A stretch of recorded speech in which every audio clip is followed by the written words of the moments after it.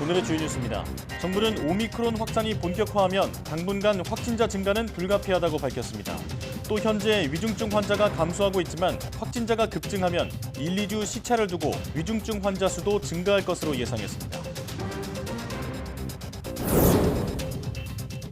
문재인 대통령은 우리나라도 이제 오미크론 변이가 우세종이 되는 게 기정사실화됐다며 정부는 오미크론 대응 체제로 신속하게 전환하고 총리 중심으로 법무처가 총력 대응하라고 지시했습니다. 임신부 방역 패스 적용 논란에 대해 정부는 임신부가 코로나19에 감염될 경우 위중증률이 높아 예방접종이 필요하다는 입장을 다시 강조했습니다. 감염된 임신부는 동일 연령대의 비임신 여성보다 위중증률이 9배 높은 것으로 나타났다고 설명했습니다. 조 바이든 미국 대통령은 오미크론 변이가 패닉의 요인이 아니라며 봉쇄 정책으로 돌아가지 않을 것이라고 밝혔습니다. 바이든 대통령은 학교 대면 수업을 포기하지 않고 경제 봉쇄로 돌아가지 않을 것이라면서도 백신 접종 노력은 계속할 것이라고 말했습니다. 미국 백악관이 러시아의 우크라이나 침공에 대비해 반도체 업계에 러시아에 대한 수출 제한 가능성을 준비하라고 통보했습니다. 미국 반도체 산업협회는 이란과 북한 등에 한 것처럼 수출 통제와 외국산 제품의 선적 차단 조치 등을 러시아에 적용하는 방안을 모색한 것으로 전해졌습니다.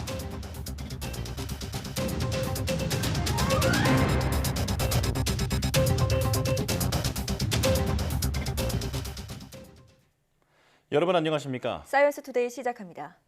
코로나19 신규 환자가 다시 증가세를 보이는 것과 관련해 정부는 오미크론 확산이 본격화하면 당분간 확진자 숫자는 증가할 수밖에 없다고 밝혔습니다.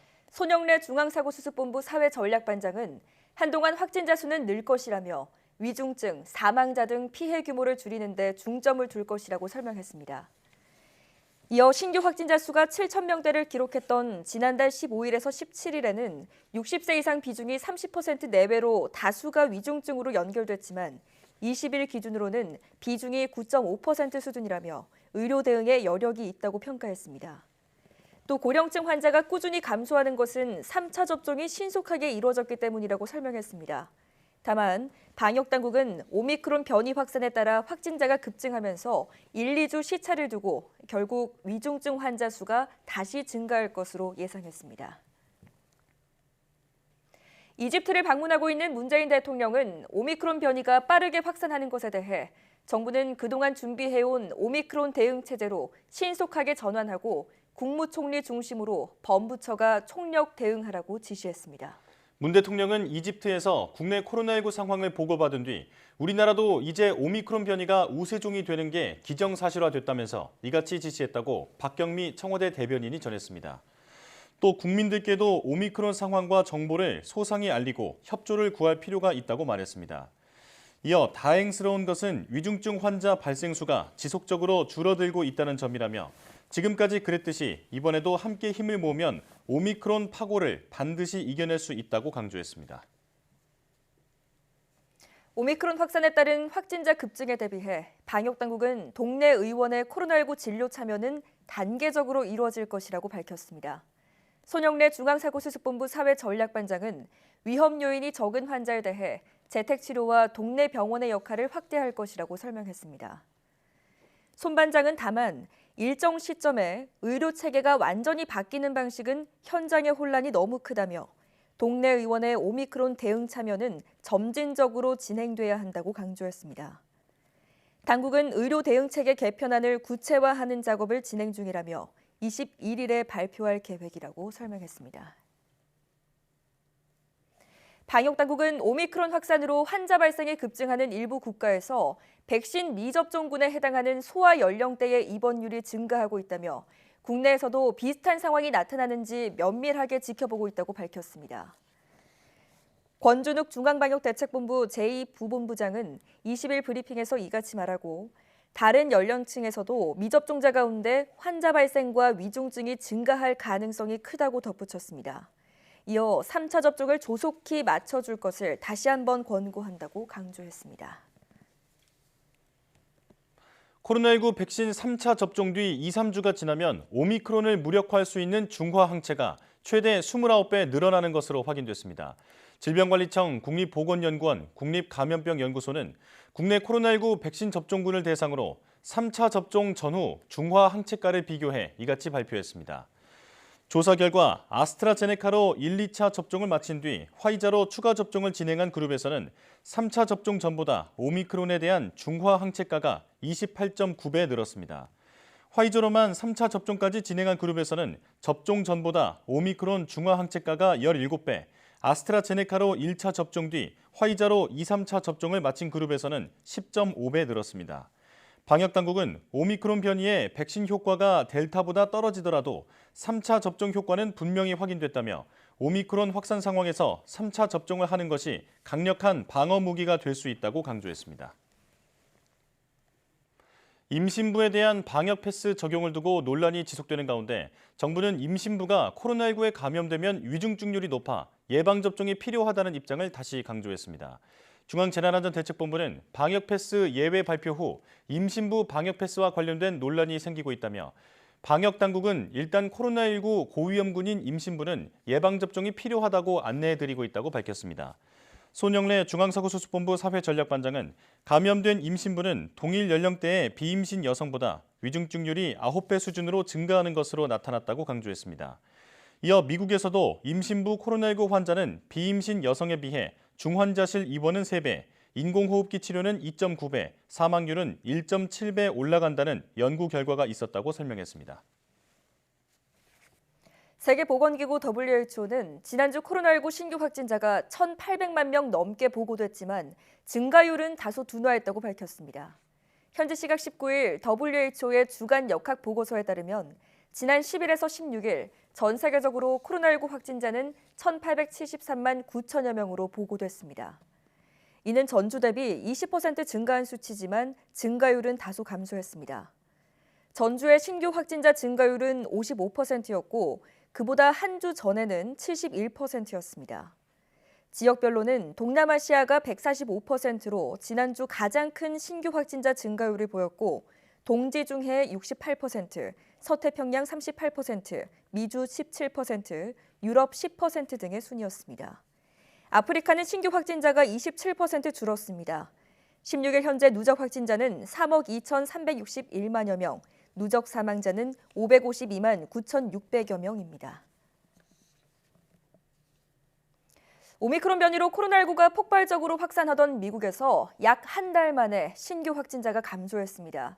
오리건, 유타, 알래스카주 등 일부 지역에선 2주 새 확진자가 5배로 늘어나는 등 지역에 따른 편차는 크지만 전국적으로는 오미크론 확산세가 정점을 찍은 것인지 앞으로 추이가 주목됩니다.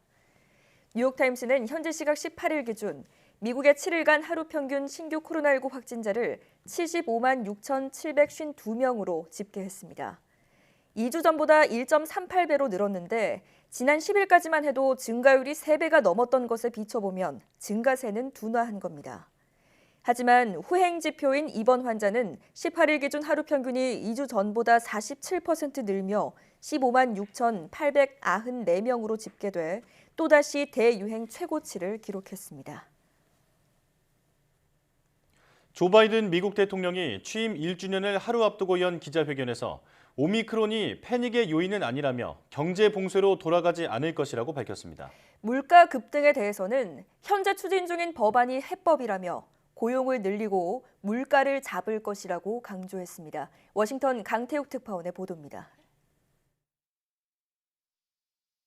바이든 대통령은 취임 1년이 도전으로 가득 찼지만 수많은 진전도 있었다고 자평했습니다. 특히 최우선 현안이었던 코로나19 극복과 관련해 백신의 광범위한 접종이 성과였다며 전염병 대유행의 다른 지점에 있다고 말했습니다. 최근 사상 최대에 이르고 있는 확진자 상황에 대해서는 백신이 효과가 있는 만큼 접종 노력을 계속할 것이라고 다짐했습니다. Omicron has now been challenging us in a way that it's the new enemy. But while it's cause for concern, it's not cause for panic. We've been doing everything we can, learning and adapting as fast as we can, and preparing for a future beyond the pandemic. 바이든 대통령은 그러면서 경제 봉쇄로 돌아가거나 학교 대면 수업을 포기하지 않을 것이라고 다시 확인했습니다.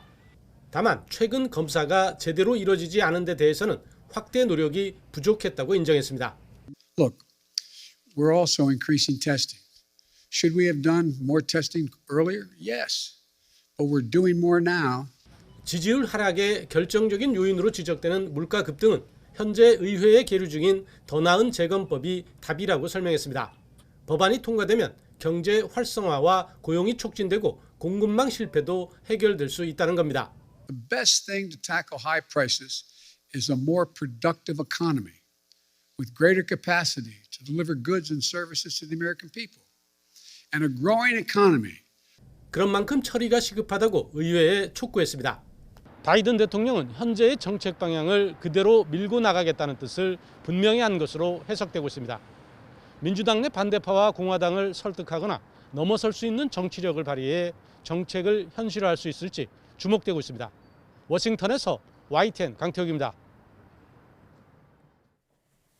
조 바이든 미국 행정부가 코로나19 확산을 막기 위해 의료용으로 쓰이는 고품질의 N95 마스크 4억 장을 무료로 나눠주기로 했습니다. 미국 언론은 현지 시각 19일 바이든 행정부가 연방정부 전략물자에서 충당한 N95 마스크 4억 장을 다음 주 후반부터 대중에 배포하기로 했다고 전했습니다. 각 지역 약국이나 보건센터로 이번 주 후반 배송이 시작되며 성인 1인당 3장씩 받아갈 수 있습니다. 이 당국자는 미국 역사상 최대 규모의 개인 보호장비 배포라면서 마스크 부족에 시달렸던 코로나19 초반과는 달리 의료진을 위한 고품질 마스크가 충분히 공급될 수 있는 상황이라고 설명했습니다. 미국 대부분 지역이 다음 달 중순이면 코로나19 오미크론 변이 확산의 정점을 지날 것이라고 앤서니 파우치 국립알레르기 전염병 연구소 소장이 예측했습니다. 파우치 소장은 2월 중순이 되면 미국 대부분의 주는 정점을 지나 방향을 바꿀 가능성이 매우 크다며 신규 확진자가 감소하기 시작하고 입원 환자도 줄어들 것이라고 예상했습니다. 그러면서 뉴욕시와 뉴욕주, 뉴저지주 지역은 이미 정점에 도달했으며 확진자 숫자가 극적으로 하락하고 있다고 설명했습니다. 또 시카고, 뉴올리언스 등 다른 대도시에서는 오미크론 변이가 아직 정점에 도달하지 않았지만 확진자 숫자가 완만하게 줄어들 것으로 내다봤습니다. 영국은 마스크 의무화와 백신 패스를 없애고 자가격리도 곧 폐지하겠다고 발표했습니다. 오미크론 변이가 유행의 정점을 지났다는 건데요. 확진자 수에 비해 상황이 나빠지지 않자 다른 유럽 국가들도 방역 완화를 검토하고 있습니다. 이상순 기자의 보도입니다.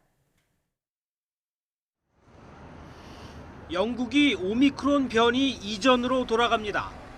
실내 마스크 착용과 재택근무 권고, 대형 행사장 백신 패스 사용 등의 플랜 B가 다음 주 종료됩니다. Today's latest ONS data show clearly that infection levels are falling in England.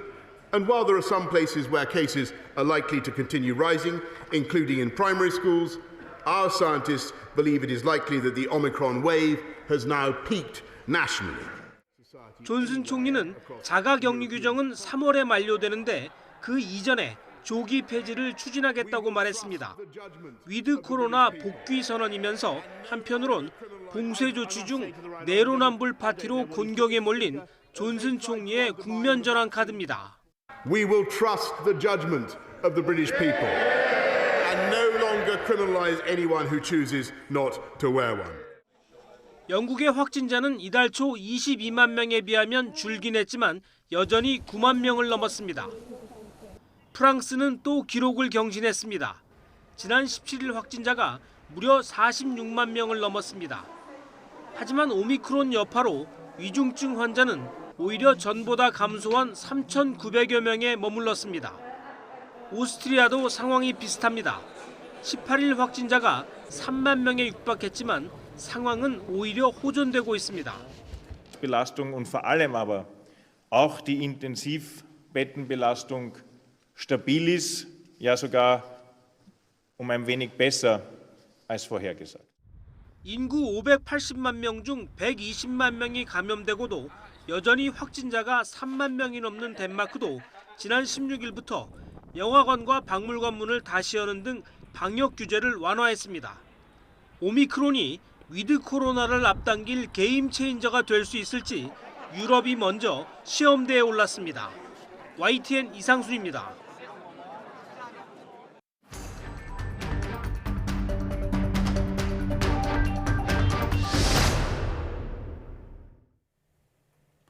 코로나19 신규 환자가 전날보다 800여 명 늘면서 27일 만에 6천 명대로 올라섰습니다.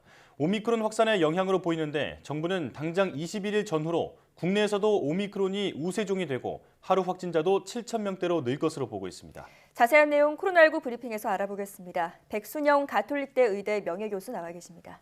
어서 오십시오. 안녕하세요. 네, 안녕하십니까. 자, 신규 확진자가 수요일에 5천 명대로 늘어나더니 곧바로 6천 명대까지 올라섰습니다. 추세대로라면 금요일에는 7천 명대로 올라갈 거란 예측이 나오는데 교수님께서는 어떻게 보십니까? 보통 주말 효과가 끝나는 수요일 날 정점을 찍는 것이 보통인데요. 네. 이번은 그렇지 않습니다. 지금 지난 4차 유행이라는 것이 12월 15일 날 7,850명이 최고치를 찍은 이후로 계속 완연한 감소세에다가 지난 주중에 정체기에 들고서 주말에 진단검사 수가 줄어드는데 줄어들질 않았어요. 네. 그런데 이번 주에 와서는 지금 수요일 날 최고치를 나타냈는데 그 이후에 5천 명에서 6천 명, 이제 내일은 7천 명 가까이 나올 것으로 보이기 때문에 네. 이 증가세의 원인은 아마 오미크론으로 분석이 되는 상황이고요.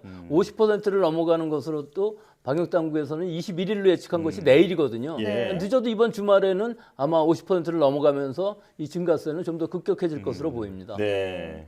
말씀하신 것처럼 이제는 오미크론으로 인한 5차 대유행을 이제 걱정해야 하는 상황입니다. 이대로라면 2월 말에서 3월 초쯤 하루 확진자가 이제 9만 명에 이를 것이다라는 전망도 나오고 있거든요. 교수님께서는 어떻게 보십니까? 예, 그거는 뭐 각국의 의료 체제라든지 방역 또 이런 것에 따라서 많이 달라질 수가 있는데 우리나라에서 나온 시뮬레이션을 보면은 뭐 2만 명에서 3만 명부터 아마 크게는 9만 명까지 나오는 것으로 보이는데요. 어제 미국에서 나온 시뮬레이션 결과를 보면은 우리나라의 유행 상황은 아마 14만 명까지 올라간 후에 2월 말 정도에서 급격히 다시 감소 추세로 내려갈 것이다 하는 시뮬레이션까지도 있어요. 예. 하지만 이 지금 숫자의 문제가 아니라 이 기간 동안 우리 의료 체제가 얼마나 견딜 수 있느냐 하는 부분들이 더 중요하기 때문에 이 확진자를 줄이는 것보다는 사실은 지금 상황에서는 피해를 최소화하는 방역 방침으로 바뀔 것으로 보입니다. 네. 예. 피해 최소화를 위한 그 대응이 중요한 시점이 됐는데요. 정부가 주말 전에 구체적인 오미크론 대응 방안을 발표하겠다고 밝혔습니다. 자, 이미 확산이 빠르게 진행되는 상황이기 때문에 이런 대응이 너무 늦었다라는 지적도 있거든요. 그렇다면 어떤 대응이 가장 시급한 문제라고 보십니까? 글쎄요, 뭐 늦었다고 보기는 어려운데요. 왜냐하면 지금 델타 변이주가 상당히 위중증 환자가 나오면서 환자가 감소되었었기 때문에 네. 지금 오늘의 위중증 환자 수는 488명으로 발표되었는데 이게 전일보다 44명이나 줄어든 숫자거든요. 네. 이건 그 지난주 이전 주에 확진자 수가 많이 감소된 영향을 지금 받고 있는 것으로 보이고요.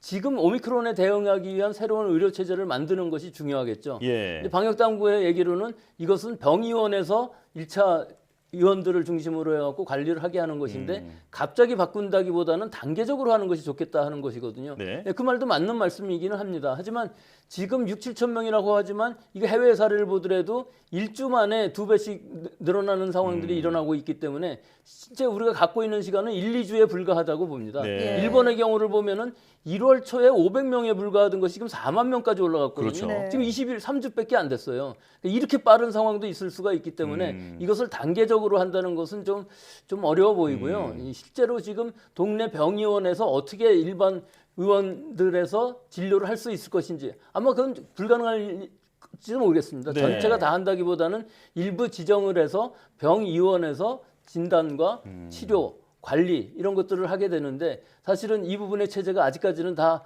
확실하게 만들어져 있지 않아서 아마 내일 발표를 들어봐야 알겠습니다만 좀 더 구체적인 세부 지침이 지금 필요한 시기라고 보겠습니다. 예. 네.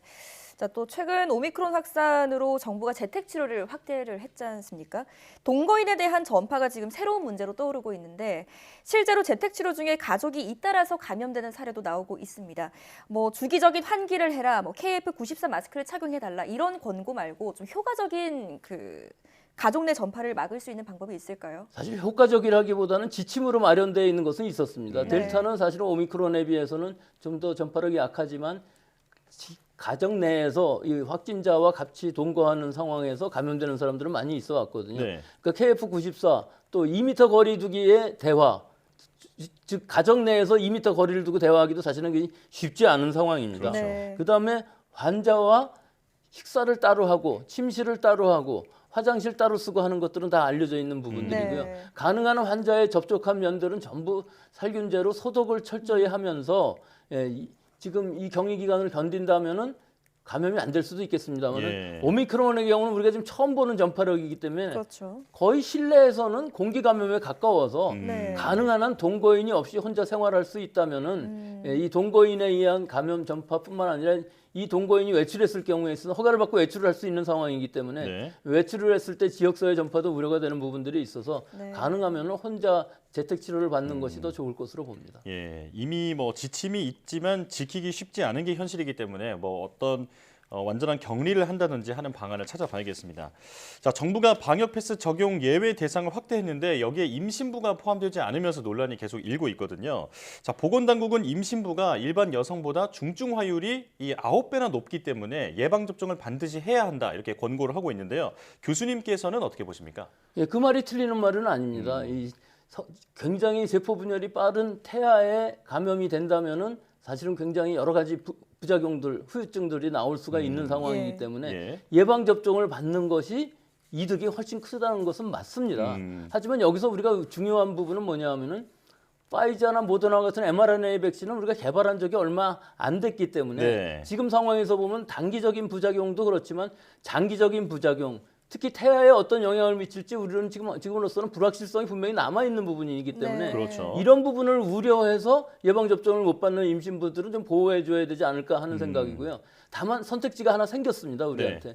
노바백스라는 새로운 단백질 합성 네. 항원 방식의 백신이 지금 2월 초 정도면은 승인 이후 출하가 될 가능성이 높기 때문에 네. 2월 이후에 있어서는 이 노바백스라는 백신을 3주 간격으로 1, 2차 맞는 것은 선택지로서 하나 굉장히 임신부한테 중요한 가능성이 높아진 것이 될 수가 있고요. 이 노바백스 백신은 사실은 2차, 3차 접종은 받을 수 없습니다. 1차 네. 접종도 안 받은 사람한테 지금 승인이 돼 있는 상황인데 앞으로 임상 연구를 통해서 2차나 3차 추가 접종 또는 더 나아가서 18세 미만의 어린 아이들한테까지도 접종을 할 수 있는 이런 상황이 되면 부작용 면에서는 굉장히 강한 작용을 하고 예방 효과뿐만 아니라 부작용 사례도 굉장히 제한적이기 때문에 거부감이 좀 예. 적다라는 거부감이 말씀이시죠? 적을 수가 있고 네. 우리가 지금까지 사용하던 여러 가지 백신들에서 오랫동안 어린아이들한테 맞춰왔던 백신이기 때문에 이 부분에 있어서의 선택지는 새로운 선택이라고 할 수 있겠습니다. 예. 그렇군요. 무엇보다 백신 안전성 확보가 좀 시급해 보입니다. 자, 우리나라에서는 이렇게 오미크론 확산에 대한 우려가 커지고 있는데 영국의 상황은 좀 오히려 정반대 조치를 하고 있거든요. 오미크론 확산 정점이 지났다고 보고 백신 패스 그리고 마스크 의무화도 모두 없애기로 했습니다. 이렇게 해도 괜찮은 건가요? 근데 원래는 영국이 방역이 약했습니다. 예. 거의 안 하는 수준이었었는데 지금 이 방역 패스를 폐지한다는 것도 실제로 방역 패스를 전국적으로 시행한 것은 아니고 대규모 모임에만 이것들을 적용을 했었거든요. 네. 근데 영국이 남아공 다음으로는 영국에 상륙한 후에 급격히 우세종이 된 이후로 하루에 20만 명씩 환자가 나왔었어요. 우리나라 인구가 5,200만 명 정도라면 영국은 6,700만 명 정도인데 엄청난 숫자죠. 그 최근에 일주일은 7, 8만 명 정도로 줄었다는 거거든요. 네. 이게 절대로 적은 숫자는 아닙니다. 그런데도 불구하고 의료 체제는 유지할 수 있었다는 것이 영국 방역 당국의 이제 설명인 것이고 여기에 이제 방역 패스뿐만 아니라 요양병원의 면회도 어느 정도 허용을 하고 또 마스크 착용도 의무화하는 것을 폐지하고 원래는 3월 말부터는 자가격리 지침 자체를 폐지하려고 했었는데 그거를 더 당겨서 3월 중에는 이것을 폐지하겠다 하는 정도로 이 일상 회복으로 가는 제일 먼저 사례가 될 것으로 보여서 우리가 영국의 상황들을 보고 그 이외의 유럽 나라들도 지금 정점을 지났다고 보는 국가들에서는 방역 완화를 하고 있기 때문에 그렇죠. 그 부분들을 참고로 하면서 우리나라도 방역 지침에 대해서 이 통제를 탄력 있게 해야 될 시기라고 봅니다. 네. 예. 자, 그런 그 방역 완화의 결정을 하는 그 배경에는 오미크론 변이가 이제 남아공과 영국, 미국 등에서는 빠르게 확산했다가 또 다시 빠르게 감소하는 그런 패턴을 보였거든요. 자, 이런 사례가 오미크론으로 인해서 코로나19 팬데믹이 일찍 종식될 수도 있다라는 그런 전망으로도 이어지고 있는 것 같은데 국내 오미크론 확산도 비슷한 패턴을 보일까요? 우리는 좀 늦게 가고 있습니다. 이 적당한 시기에 방역 통제를 했었기 때문에 사실 네. 12월 18일부터 사회적 거리 두기를 했기 때문에 오미크론이 유행이 커지는 시기에 적당한 시기라고 이게 뭐 이렇게 맞춰서 한 건 아니겠습니다만 네. 그때 확진자가 많았기 때문에 이렇게 했는데 좀 늦어져서 시차는 좀 생겼습니다.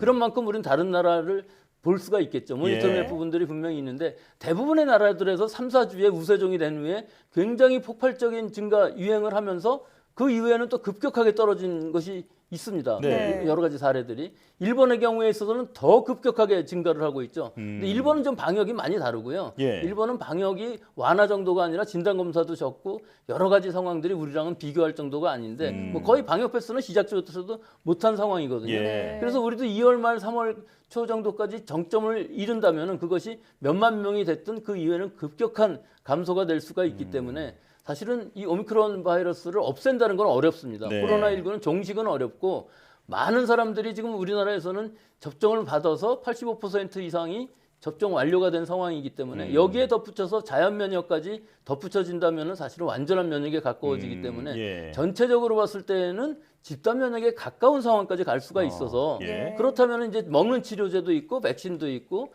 또 상대가 되는 오미크론이라는 것은 치명률이 상당히 떨어진다면 예. 네. 우리로서는 이것이 관리 가능한 질병, 즉 독감처럼 0.1% 정도의 치명률을 나타낸다면 우리가 감염이 된다 할지라도 자가격리라든지 마스크 쓰지 않고 아프면 병원에 가고 더 그 초기에 먹는 치료제 처방받고 네. 중증화가 되지 않고 의료체제가 유지가 된다면은 사실은 이 일상생활로 돌아갈 수 있는 시기가 뭐 가을 좀 지나서 찬바람 날 때쯤 되면은 이런 것을 좀 나왔으면 하는 그런 기대를 섞어서 좀 예상을 해봅니다. 예. 네.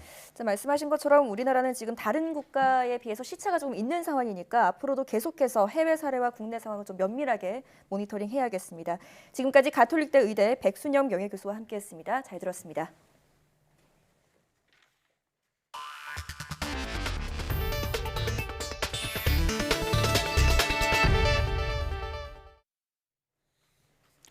이재명 더불어민주당 대선 후보가 과학기술 분야의 체계적이고 지속적인 발전을 위해 과기부 장관을 부총리로 격상하고 우주전략본부를 신설하는 등 4가지 시스템 개편을 모두 추진하겠다고 강조했습니다. 과학기술단체 총연합회와 YTN사이언스가 공동 주최한 대선 후보 과학기술 정책 토론회에서 이같이 밝혔는데요. 직접 들어보겠습니다. 과학기술 분야에 대해서 지금 컨트롤 타워가 없는 상황 아닙니까? 사실은. 그래서 이게 부총리급의 확실한 컨트롤 타워가 필요하다라고 해서 이건 꼭 해야 될 일이고요. 데이터는 인공지능 산업과 관련된 부분인데 사실 이게 지금 각 부처에 분산돼 있는데다가 서로 협조가 안 돼가지고 이 엄청난 이제 4차 산업혁명 시대의 쌀이라고 불리는 이 데이터들이 전혀 관리가 안 되고 있다는 거죠. 이거 꼭 필요하고 우주전략본부도 사실 저희가 이제 이 명칭을 결정할 때 정말 고민했는데 보통은 이제 위원회 이런 거 만들잖아요. 그러면 이게 집행 기능이 없어요. 그렇다고 이걸 어느 한 부처에다가 소속을 시키니까 너무 이거 업무가 분산돼 있습니다.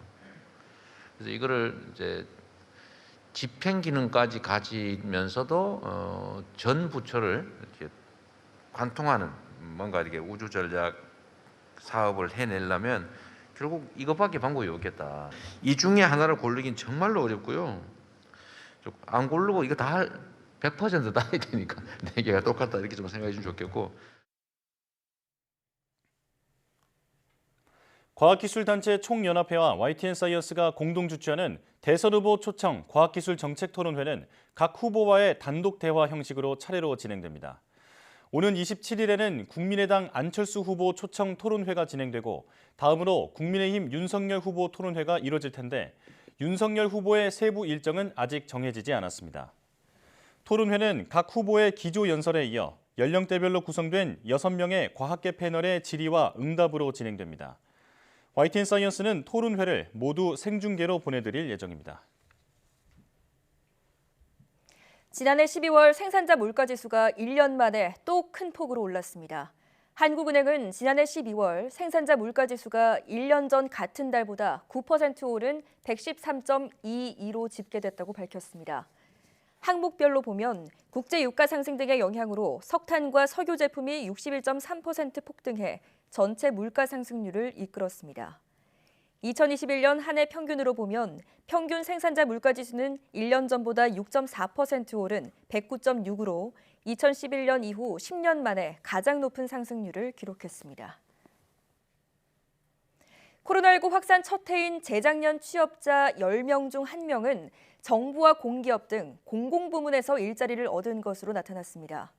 통계청의 2020년 공공부문 일자리 통계에 따르면 공공부문 일자리는 276만 6천 개로 전년보다 16만 4천 개, 6.3% 증가했습니다. 공공부문 일자리는 특히 50대에서 60대 이상에서 8만 7천 개가 늘며 증가세가 두드러졌습니다.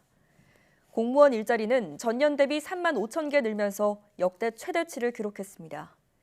근속기간이 10년 이상인 공무원은 전체의 60.2%에 달했습니다. 삼성전자가 지난해 세계 스마트폰 시장에서 애플을 근소한 차이로 제치고 판매 1위를 차지했습니다. 시장조사 업체 카운터포인트 리서치는 지난해 세계 스마트폰 시장을 소매 판매량 기준으로 분석한 결과 삼성전자가 18.9%의 점유율로 1위였다고 밝혔습니다. 애플은 17.2%로 2위에 올랐고 이어 샤오미, 오포, 비보가 뒤를 이었습니다. 하지만 전년 대비 성장률로는 삼성전자가 0.9%로 이들 5개 업체 중 가장 낮았습니다. 최고 성장률을 기록한 곳은 샤오미로 35.1%였고 애플도 25.5%에 달했습니다. 서울시가 기후위기에 취약한 대도시 체질 개선에 나섭니다. 오세훈 서울시장은 오는 2026년까지 노후 건물 100만 호를 저탄소 건물로 바꾸고 전기차 비율을 10%로 끌어올리는 내용의 기후변화 대응 종합계획을 발표했습니다. 이번 계획은 2050년 탄소 중립을 달성하기 위한 5년간의 실행 계획입니다. 이를 통해 2026년까지 온실가스 연간 배출량을 3,500만 톤으로 2005년 대비 30% 줄여 기후위기로부터 안전한 도시를 구축한다는 게 서울시의 목표입니다. 지난해가 지구 온도를 관측한 이후 가장 더운 7개 해 가운데 하나로 기록됐습니다. 세계기상기구 WMO는 현지 시각 19일 주요한 국제 기온 데이터 6개를 취합한 결과 지난해 지구 평균 온도가 산업화 이전보다 1.11도 높은 것으로 조사됐다고 밝혔습니다.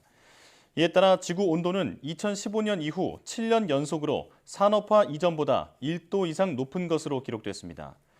WMO는 이 기간 개별 연도의 온도차가 미미해 가장 더운 해에 대한 순위를 매기는 것은 장기적 관점에서 고려돼야 한다고 말했습니다. 러시아와 우크라이나 간의 군사적 긴장이 고조되고 있는 가운데 조 바이든 미국 대통령은 러시아가 우크라이나를 침공할 경우 책임을 물을 것이라며 초강경 제재를 경고했습니다. 토니 블링컨 미국 국무장관은 우크라이나를 방문해 젤렌스키 대통령과 만났습니다. 이종수 기자입니다.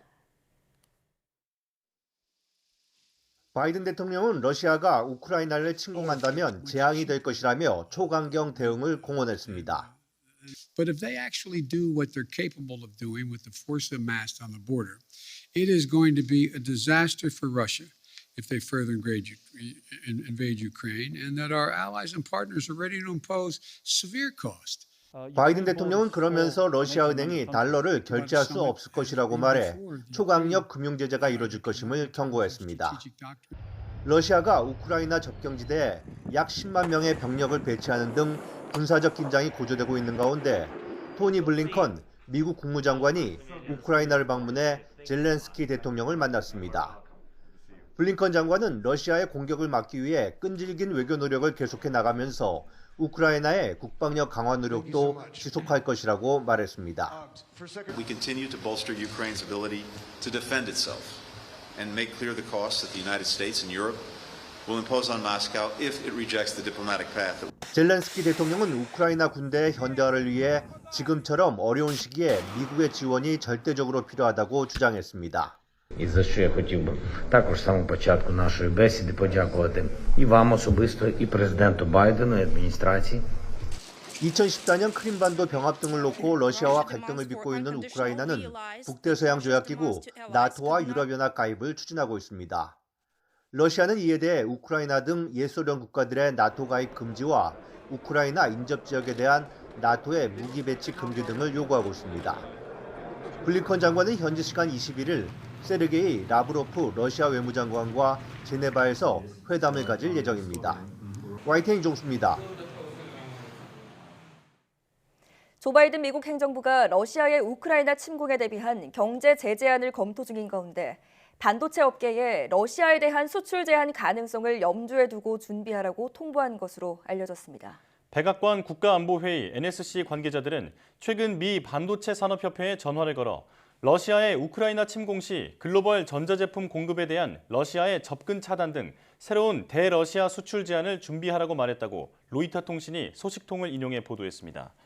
NSC는 이들에게 러시아가 실제로 우크라이나를 공격하면 이는 2차 세계대전 이후 최악의 침공 가능성이 있다면서 전례 없는 조치를 할 준비가 돼 있다고 말한 것으로 전해졌습니다. 이에 따라 반도체 산업협회는 금융 제재와 함께 이란과 북한, 중국, 화웨이에 한 것처럼 수출 통제와 외국산 제품의 선적 차단 조치 등을 러시아에도 적용하는 문제 등을 모색했다고 로이터 통신은 전했습니다.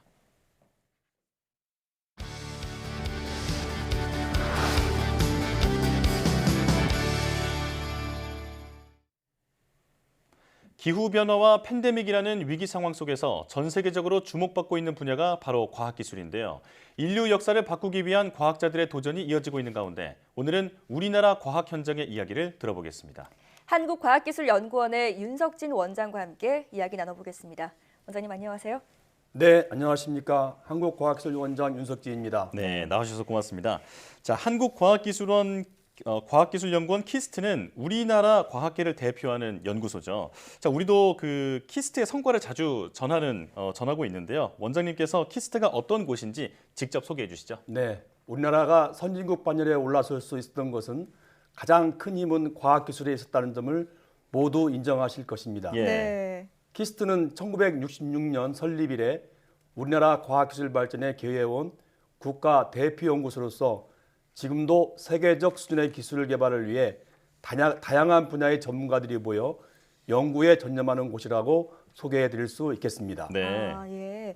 자, 66년이면 국내에서 처음으로 이제 흑백 TV가 도입된 시기로 알고 있는데요. 그때 연구 환경은 지금보다 훨씬 더 열악했을 텐데 그때 설립 초에는 어떤 연구들을 진행을 하셨습니까? 네, 당시만 하더라도 우리나라에서는 연구 개발이란 개념 자체가 생소했을 텐데요. 키스트는 척박했던 환경 속에서 국가 기관 산업의 발전을 견인하고 공공 R&D의 뿌리를 내리는데 큰 역할을 했습니다. 네. 설립 초기에는 철강 산업, 중화학공업 발전을 위한 기본 계획을 수립했고요. D램 반도체 개발 연구를 통해 반도체 산업 발전의 초석을 마련하기도 했습니다. 한 예로 1988년 서울 올림픽이 개최됐을 당시에는 선진화된 도핑 분석 기술을 선보였는데요. 네. 우리나라 과학기술 발전을 전 세계에 알린 성과라고 생각합니다. 최근에는 국내 유일의 종합연구기관으로서 미래 성장 동력 확보와 국가적 문제 해결에 총력을 다하고 있습니다. 전문 분야로 세분화되어 있는 다른 정부 출연 연구기관과 달리 키스트는 다양한 분야의 전문가들이 모여 융합 연구를 하고 있는데요. 예. 초고령화 시대에 대응하기 위한 뇌질환 연구나 맞춤형 의공학 기술, 양자 기술 기반의 차세대 컴퓨팅 등 오직 키스트이기에 가능한 주제를 다루고 있습니다. 네. 다양한 분야의 전문가들이 모여서 융합 연구를 하고 있다는 점이 바로 키스트의 특징이라는 말씀이신데요. 자, 다양한 지성이 모여서 함께 풀어야 할 문제가 지금 산적해 있습니다. 기후변화와 탄소 중립 같은 문제가 대표적일 텐데 키스트도 관련 연구를 진행하고 있나요? 네. 최근에 많은 국민들께서 기후변화나 미세먼지 문제 이슈에 대해서 관심을 가지고 계신데요. 네. 키스트에서도 미세먼지의 원인 분석과 저감 방안 등에 대한 연구를 해오고 있습니다. 예. 또한 지난해 7월에는 기후환경연구소를 새롭게 출범시켰는데 이는 지구온난화로 야기되는 다양한 기후재난에 대비하자는 취지입니다. 앞으로 기상학, 센서, 소재, 빅데이터 등 키스트가 보유한 여러 분야의 원천 기술을 융합할 예정입니다. 네. 국가적으로나 전 세계적으로 이제는 피할 수 없는 흐름인 탄소 중립 기술에도 기여하고자 합니다. 탄소 중립 실현의 핵심 관건인 그린 수소 확보를 위한 원천 기술을 개발하고 있습니다. 예. 네, 정말 많은 일들을 하고 계신데요. 자, 재작년 키스트가 소재한 서울 청량리 일대에 홍릉 지역이 강소특구로 지정되었다고 알고 있습니다. 홍릉 강소특구 정확하게 어떤 곳인가요? 네. 우리나라 경제 발전과 과학기술 연구를 이끌었던 최초의 연구 단지라고 말씀드릴 수 있죠. 예. 홍릉 지역에는 현재에도 키스트를 비롯해 여러 연구기관과 대학, 병원들이 있습니다. 박사급 인자만 해도 6천 명이 넘는 두뇌 집적지이기도 합니다. 네. 키스트는 홍릉 강수 특구의 핵심 기관으로서 첨단 기술 기반의 창업을 전하고 있습니다. 예를 들면 지난해 벤처 캐피탈들이 초기부터 참여하는 창업 학교를 운영했는데 호응이 예상보다 훨씬 뜨거웠습니다. 네. 일기 창업 학교 팀들에는 실제로 후속 투자가 이루어지고 있는 실정입니다. 그렇군요. 산학연의 융합이 이루어지고 있는 현장이다 이렇게 볼 수 있겠습니다. 자, 오늘 원장님께서 나오셨으니까 키스트에 대해서 좀 더 자세히 여쭤보고 싶은데요. 자, 키스트 내부에 실패를 두려워하지 말라 그렇게 독려하는 조직 문화가 있다고 하는데 직접 소개해 주시죠. 네, 혁신적인 연구 성과를 창출하기 위해서 연구소의 운영 차원에서 여러 가지 변화가 있었습니다. 네. 우선 연구자들이 실패에 대한 두려움이 없이 마음껏 연구에만 몰입할 수 있도록 답 없는 주제에 과감히 도전하는 그랜드 챌린지 사업을 시작했습니다. 예를 들면 자폐증 조기 진단 및 치료제 개발, 노화 제어, 인공안구 등 세계 최초이자 최고인 연구를 지향하고 단기적으로 성과를 내야 하는 압박감 없이 연구자들에게 자율권을 주는 연구 과제입니다. 그렇군요. 네. 사실 메시지 자체는 굉장히 멋있습니다만 실제로 정말 실패하게 됐을 경우에 연구자 입장에서 좀 부담이 적지 않을 것 같은데요. 네, 연구가 실패했을 때 아무것도 얻지 못한다면 연구원은 당연히 두려움을 느끼게 되겠죠. 그런데 도전적인 주제를 띄워들었을 때 그 과정에서 예상치 못한 성과들도 얻을 수 있거든요. 네. 그리고 연구 실패가 자신의 평가로 이어지는 평가 시스템이 연구자들에게 가장 큰 부담이 될 수 있습니다. 그래서 지난해부터는 구성원 모두가 머리를 맞대고 평가 체계를 혁신했습니다. 예. 천편일률적인 기준으로 점수를 내기보다 연구 특성에 맞는 맞춤형으로 평가의 방향을 전환하고 평가 주기도 늘려서 장기 연구 수행함에 불편함이 없도록 제도를 개선했습니다. 연구자들이 지금보다 더 위대한 연구를 하기 위해서는 눈앞에 작은 성과가 아닌 시간이 걸리더라도 세상을 바꿀 수 있는 연구에 몰입할 수 있어야 된다고 생각을 합니다. 네. 많은 연구자들이 마음 놓고 연구할 수 있는 환경이 필요하다는 얘기를 많이 하는데 키스트가 바로 그런 곳이라는 생각이 드는데요. 네. 자, 이제 조직 말고 원장님 이야기도 좀 들어보고 싶습니다. 지금은 원장님이시지만 오랜 기간 연구원 생활을 하셨다고 들었거든요. 네. 자, 주로 어떤 연구를 하셨습니까? 제가 한 20여 년간 그 연구를 한 분야는 전자재료 분야인데요. 네. 갑자기 그 연구자실의 기억들이 물밀듯이 스쳐 지나갑니다. 네. 자, 그렇다면 예. 특별히 기억에 남는 어떤 연구나 연구 성과가 있으실까요? 네, 제가 처음 연구 시작할 때는 아마 선진국의 기술을 카피하는 모방하는 그런 기술이었는데요. 네. 그래도 연구원으로서 좀 창의적 연구를 한번 해보자라는 취지에서 시작했던 것 중에 하나가 초음파 모터 기술인데요. 네. 아마 그 과정 중에서 참 많이 힘들었지만 보람도 있었다고 생각을 합니다. 네. 모터 하면 일반인들 생각할 때 회전 운동을 연상하시게 될 텐데요. 그렇죠. 2000년대 초에 소비 전력이 적고 직선 운동이 가능한 초소형 모터 개발이 세계가 앞다퉈서 경쟁하고 있는 상태였죠. 네. 제 연구는 지름 3mm 이하의 초소형 모터를 1달러 미만의 저렴한 가격으로 만들어내는 일이었습니다. 네. 모터의 직선 운동 구현은 아마 관성의 법칙을 응용한 것인데 제가 버스를 타고 가다가 버스가 급제동했을 때 앞으로 몸이 쏠리는 네. 그런 현상에서 영감을 얻었죠. 예. 어떻게 하면 모터를 직선으로 움직일 수 있을까 하는 항상 그런 생각에 몰입했기에 가능한 일이었다고 생각을 합니다. 네.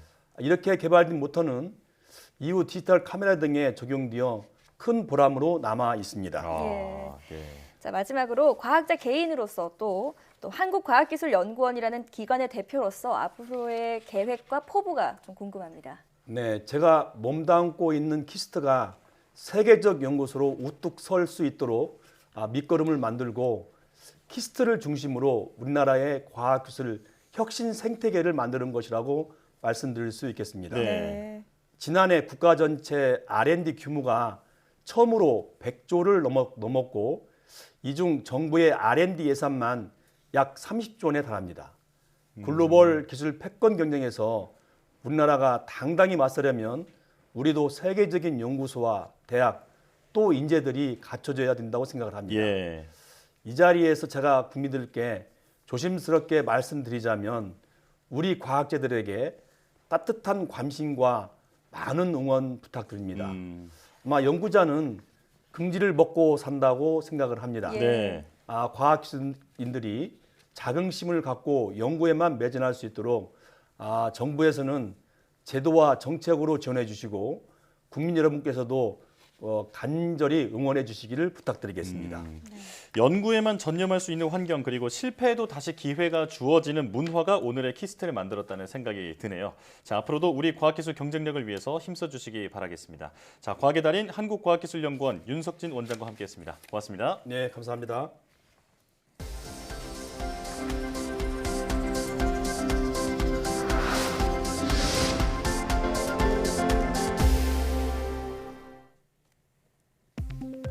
국립중앙과학관이 제임스 웹 우주망원경의 성공적인 임무 수행을 기원하며 다음 달 27일까지 축소 모형을 전시합니다. 중앙과학관은 웹 망원경의 구조와 크기를 가늠할 수 있는 6분의 1 규모의 축소 모형을 자체 제작해 전시하고 웹 망원경에 탑재된 우주 발사체의 발사에서부터 웹 망원경의 분리와 이동, 전개 과정 등을 이해할 수 있는 동영상도 함께 공개합니다. 또 오는 28일에는 청소년과 일반인이 제임스 웹 우주 망원경의 과학 임무를 더 쉽게 알 수 있도록 유튜브 채널을 통한 온라인 방송도 진행할 예정입니다. 지난해 12월 우주로 발사된 제임스 웹 망원경은 다음 주 중으로 목표 지점에 도달할 예정이며 시험 운영이 끝나는 6개월 뒤부터 본격적으로 우주의 기원과 외계 행성 대기 등을 관측하게 됩니다. 사람의 코 속 미생물 중 하나인 표피 포도상구균이 코로나19 감염을 억제할 수 있다는 연구 결과가 나왔습니다. 서울대병원 김현직 교수 연구팀은 코 속에서 사람과 함께 사는 공생 미생물인 표피 포도상구균이 코로나19 바이러스가 체내로 침투할 때 이를 돕는 단백질들의 발현을 감소시키는 것으로 나타났다고 밝혔습니다. 또 표피 포도상구균이 많을수록 이 물질들의 발현도 더 감소하는 것을 확인했습니다. 연구팀은 코 속 공생 미생물에 의한 바이러스 수용체 조절을 이용하면 새로운 흡입형 백신이나 범용 치료제 개발도 가능할 것으로 기대했습니다. 국내 연구진이 미토콘드리아 DNA의 편집이 가능한 새로운 유전자 가위 기술을 개발했습니다. 기초과학연구원 유전체 교정연구단 연구팀은 미토콘드리아 DNA에 일어난 변이를 교정할 수 있는 징크핑거 염기 교정 효소를 개발했다고 밝혔습니다. 연구팀은 기존에 있던 미토콘드리아 DNA 염기 교정 기술에 탈아미노 효소와 징크핑거 단백질을 더해 징크핑거 염기 교정 효소를 만들었습니다. 징크핑거 단백질은 크기가 작아 다양한 구조로 디자인하고 쉽게 활용할 수 있으며 세포 투과 능력이 우수해 핵산 없이도 유전체 교정이 가능합니다.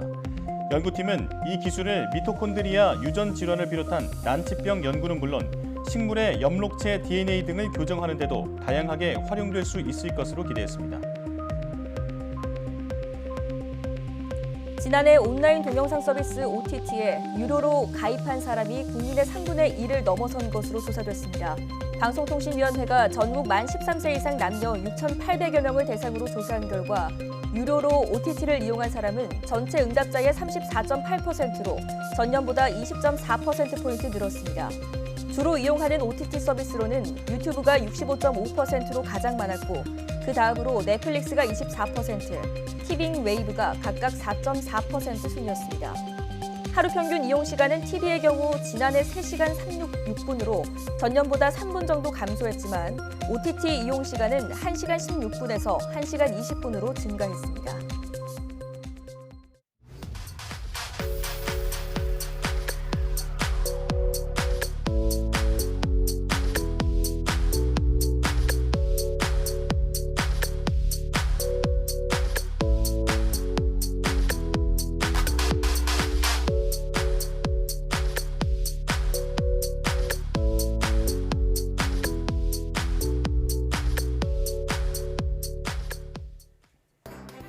오미크론 변이 확산으로 당분간 확진자 증가가 불가피하다는 전망이 나왔습니다. 정부는 확산세를 차단하고 위중증 환자 급증을 막기 위해 총력을 다하겠다고 밝혔는데요. 우리 국민 한 사람 한 사람도 각자의 일상 속에서 방역에 조금 더 힘을 모아야겠습니다. 사이언스 투데이 마칩니다. 여러분 고맙습니다.